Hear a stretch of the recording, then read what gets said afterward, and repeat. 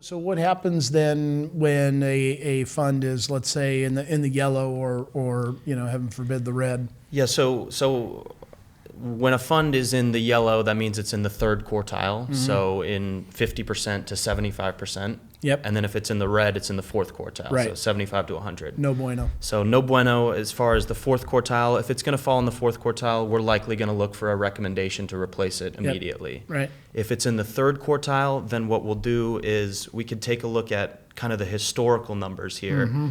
So this is another piece we get through the SageView reports. And it provides us with about 2 years of history where this fund has scored. Yes. And we can kind of see if there's a pattern, if there's a bumping trend. up and down, right? Right. So let's take a look. Again, here's that Destinations International Equity. So, back in 2020, this was in the fourth quartile and then, stayed in the third quartile for a few quarters. Yep. So essentially it's bouncing between the third and the fourth, which if it's in the third for 2 to 3, we'd likely replace it. Yep. And in this case, it's been there for almost 2 years. Right. So this is a fund that we would take a look at and be like, we need to find a replacement, and we would move that out of the plan. Yeah. And what I've noticed in working with you is when we have a potentially a new customer coming to us saying, hey, would you take a look at these? It often looks like this, where there's green, but there's also some yellow and red.